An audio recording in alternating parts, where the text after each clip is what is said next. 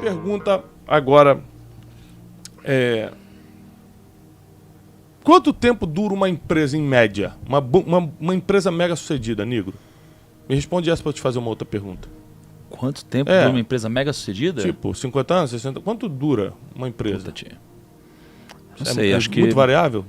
Muito variável. Uma empresa mal sucedida, a gente sabe quanto dura. Uma bem sucedida... Tá, mas uma bem sucedida, assim, o máximo que chega. Qual o máximo de uma empresa chegou? 100 anos é um bom número. 100 anos. É difícil empresa com mais de 100 anos. 80% das empresas quebram nos primeiros 5 anos. Tá. E aí, 0.0001 chega a 100 anos.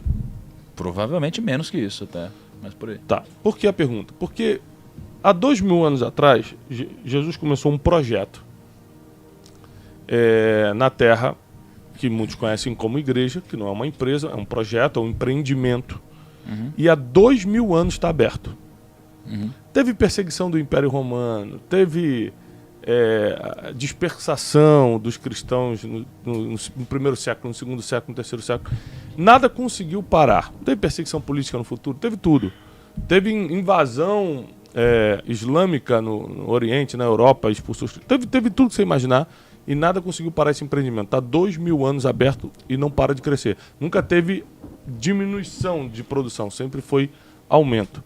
Se a gente fosse olhar isso como um empreendimento, qual seria o motivo de um homem que só pregou 3 anos e meio, ele só falou publicamente 3 anos e meio, escolheu só 12 pessoas sem formação acadêmica, pessoas do dia a dia, formou esses 12, deixou instituída como seria esse projeto e deu certo há 2000 anos, naturalmente falando, sem explicar no sobrenatural, na fé, explicando na toda a mentalidade matemática. Tá. Qual foi o maior acerto de Jesus? Por que isso conseguiu? Por que isso olha só, rendeu? Tem uma passagem, que é a passagem dos 5 mil pães no deserto, né? Jesus ele chega e fala, vamos lá. Aí tem uma galera que fala, não, precisamos voltar para comprar suprimento. Ele fala, não, vamos lá. Uma galera não vai, uma galera fica, uma galera acompanha. Aí no meio do caminho chegam os discípulos e falam assim, poxa, a galera tá com fome, precisamos alimentar a turma. Né? E ele fala, porra, vocês têm pouca fé, então começa a alimentar a turma. Né? E aí diz que Jesus os orientou, né? E ordenou, deu os pães para eles e eles distribuíram os pães para os 5 mil. Né? E depois disse que eles passaram com uma cestinha recolhendo os pães que sobraram. Né? E daqui eu tiro o motivo do porquê essa obra ela dura e vai durar tanto tempo. Que é o seguinte, né? Primeiro, visão. Né? Você tem uma visão muito forte aqui. E mesmo quando você tem uma visão muito forte, tem gente que vai te abandonar no caminho, mas muitas pessoas vão te acompanhar. 5 mil pessoas acompanharam. Depois, você só dá o que você tem. Muito bom. Então, os discípulos não tinham os pães para dar. O líder tinha. Ele deu os pães. Terceiro, né?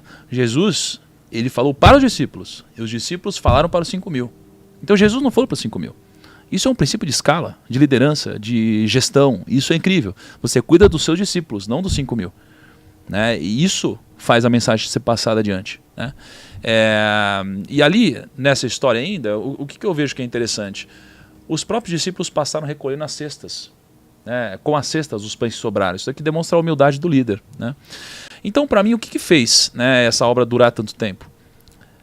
Princípios que funcionam também nos negócios. Primeiro, o princípio de escala, né? O princípio de liderança, o princípio de gestão. Né? Depois, uma visão e um propósito muito forte, que é acima de qualquer um. Né? Uma coisa que eu tenho repetido muito é que a mensagem é muito mais forte que o mensageiro. Quando eu achar que eu sou maior que a mensagem para de ser passada. Né? Nesse caso, tem uma mensagem que é muito mais forte que qualquer coisa. Isso daí faz o negócio ser perpetuado. Né? Depois, isso daqui tem um modelo econômico onde isso para de pé. Né? Tem um modelo econômico onde isso para de pé. Isso também é importante. Não adianta a gente achar que sem um modelo econômico isso aqui vai parar de pé. Né? Depois, eu acredito que você tem um senso de comunidade muito forte. As pessoas, elas chamam de irmãos. Né? As pessoas, nossa, é irmão, irmão, irmão. Assim, as pessoas elas se ajudam. Tem um senso de ajuda muito forte, de comunidade muito forte. Né? Você tem um senso de hierarquias muito bem estruturadas, você tem líderes, né? Você tem pessoas que passam mensagem, você tem os 5 ministérios, você tem uma série de coisas importantes. Né? Eu acho que o somatório de todas essas coisas são as mesmas coisas que fazem uma empresa dar certo.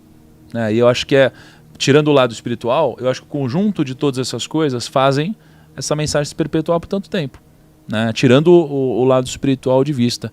E quem for inteligente consegue pegar esses princípios e trazer para a sua obra de vida, né? E uma das coisas que eu acho que é menos percebida, mas uma das coisas mais importantes também aqui e que facilitam no mundo dos negócios é o ritual. Tem muito ritual.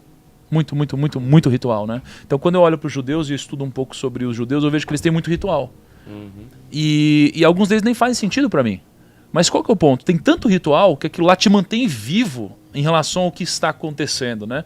Então, o ritual de todo dia fazer a mesma coisa, né? Então, assim, o somatório desses princípios, ritual, liderança, gestão, pilares econômicos, hierarquia, mensagem, distribuição, escala, comunidade, eu acho que isso daqui é o que fez a mensagem ser passada durante tanto tempo e vai continuar, né? Se você parar para pensar, até em todos os princípios do marketing digital hoje, está muito ligado a 2.000 anos atrás, né? O gatilho da escassez, da reciprocidade, tudo isso é uma coisa que Jesus fazia. Pois não existia marketing digital, então não foi ele que copiou, a gente que copiou ele, entendeu?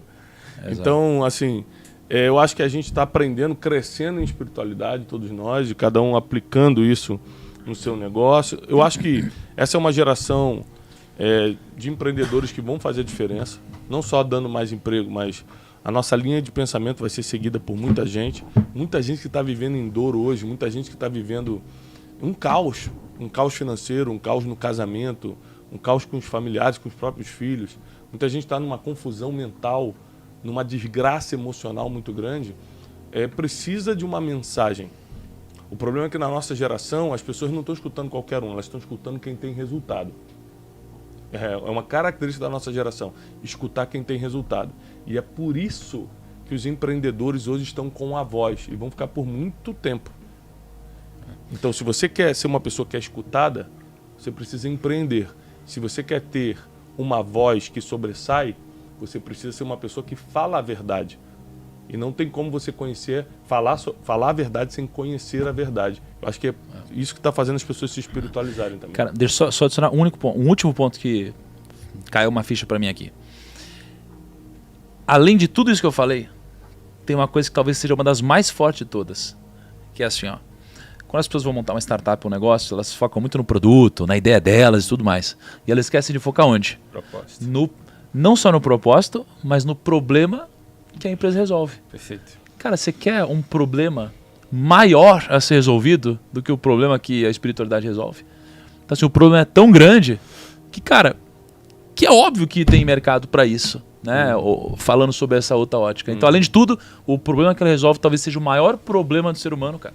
Maior do que qualquer coisa, cara.